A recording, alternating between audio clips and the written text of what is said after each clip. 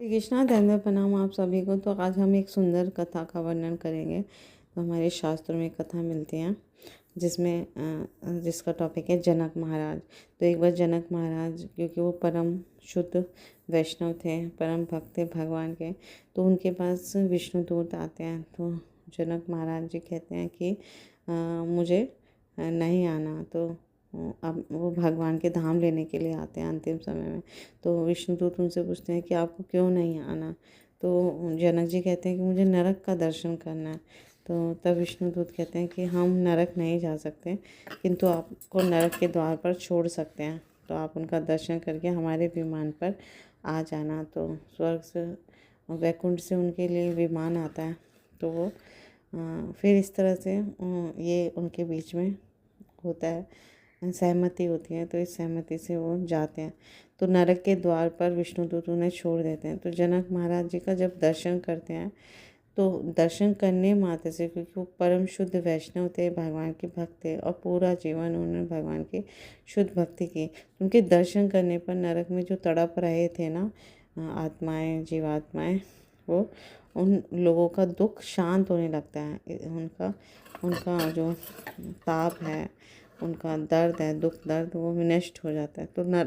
तो जब जनक महाराज जाने लगते हैं, तब उन सब कहते हैं, सारी जीवात्माएं जो वहाँ तड़प रही होती है, वो कहते हैं आप यहीं रुकिए, आपके यहाँ आने पर हमें अच्छा लग रहा है, आप चले जाएंगे तो हमारा क्या होगा। तो फिर जनक महाराज विष्णुदूतों के पास जाकर कहते हैं कि मैं अब और आपके साथ आपके विमान पर नहीं जा सकता, मैं यहीं रहूँगा, क्योंकि मेरे रहने पर नरक के जो ये तड़प रहे जीव थे, वो थोड़ा इनका दुख कम हो रहा है।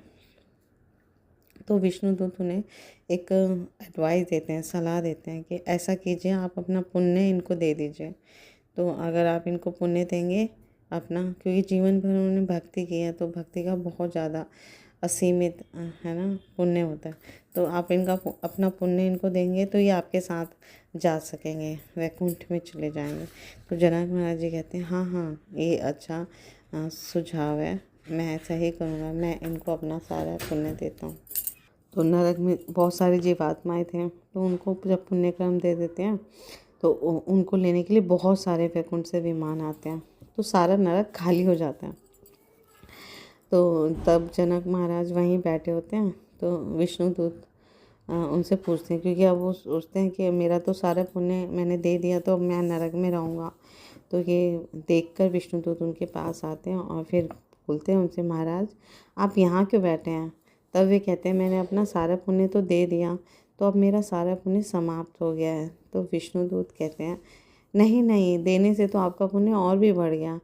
यानी कि देना, दान करना, इतना शास्त्रों में इसकी इतनी महिमा बताई है कि जब हम दान करते हैं, है ना, और अपने सत्वगुण में रहकर, शुद्ध सत्वगुण में रहकर कोई भक्ति कार्य में दान करते हैं, भक्ति में सेवाओं में दान करते हैं, तो इससे हम और ज़्यादा सुकृति अर्जित करते हैं, और ज़्यादा धन्य धन्य बनते हैं, है ना। तो उससे और हमारा बढ़ता है पुण्य, या हमारा कहते हैं कि नहीं नहीं, देने से आपका पुण्य बढ़ गया, आप आ सकते हैं। तब उन्हें वे लेकर जाते हैं। तो वैष्णव जो होते हैं, हमने देखा वैष्णव होते हैं, भगवान के भक्त होते हैं, बहुत ही दयालु होते हैं, बहुत ही दयालु होते हैं। तो तब यमराज जी आते हैं और जब देखते हैं कि नरक तो पूरा खाली हो गया है, तो उनकी नरक के खाली होने का कारण जब यमराज जी को पता चलता है कि कैसे जनक महाराज जी के पुण्यों से ये खाली हो गया, तो तब यमराज जी कहते हैं कि कलयुग भी आने वाला है। क्योंकि जनक जी है ना, त्रेता युग में भगवान राम और सीता के समय के थे, तो त्रेता युग की ये कथा है।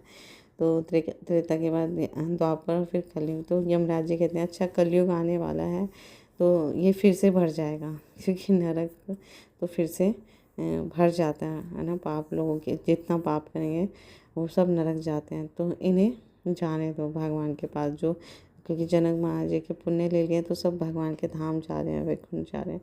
तो इस तरह से हम इस कथा के माध्यम से देखते हैं कि हमें शुद्ध भक्तों की सेवा करनी चाहिए, शुद्ध भक्ति करनी चाहिए, उनसे सीखना चाहिए। और यदि मनुष्य का जीवन मिला है, तो हमें उससे भगवान की भक्ति करनी चाहिए। तो भगवान के बहुत बड़े बड़े भक्त हुए हैं, वो हमेशा गुणगान करते हैं भगवान के यश का, भगवान के लीलाओं का। तो ये मनुष्य जीवन केवल और केवल भगवान श्री कृष्ण की भक्ति करने के लिए मिला है। तो ये मनुष्य जीवन हमें बार बार नहीं मिलता है ना। 84 लाख योनियों में हम अनादिकाल से आ रहे हैं, जा रहे हैं, तब जाके हम इस मनुष्य जीवन में कुछ भक्ति कर पा रहे हैं, सीख पा रहे हैं। प्रमाणिक गुरु साधु शास्त्र के अंदर रहकर हमें भक्ति करनी है, उनसे सीखना है। ये कला सीखने की, कैसे हम भक्ति करें, कैसे अपने जीवन को धन्य बनाएं, तो ये मनुष्य जीवन सफल हो पाएगा। तो इस कथा के माध्यम से हम देखेंगे कि वैष्णव जो होते हैं भगवान के परम भक्त, वो अपना ही उद्धार नहीं करते, दूसरों का भी वो कल्याण करते हैं। तो स्वयं भी भक्ति करनी चाहिए और औरों को भी भक्ति सिखानी चाहिए, प्रचार करना चाहिए।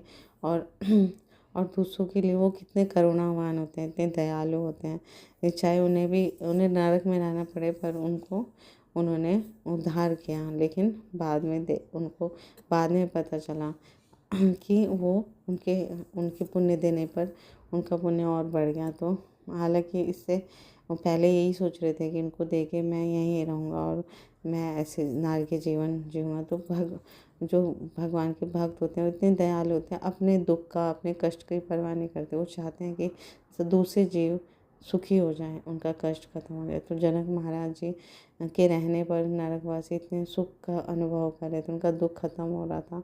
तो इसलिए उन्होंने वहीं रहना उचित समझा और इससे वो बाद में उनका सभी का कल्याण कर पाए। तो इस कथा से हमें बहुत सारे शिक्षाएं मिलती हैं। इसीलिए हमें भक्ति करनी चाहिए, स्वयं भक्ति करनी चाहिए। उससे हम अपना भी कल्याण करेंगे, औरों का भी कल्याण करेंगे और भगवान को शीघ्र अतिशीघ्र प्रसन्न करेंगे। यही मनुष्य जीवन का परम लक्ष्य है। Thank you so much. Guru Maharaj की जय, शिव प्रभुपाद की जय।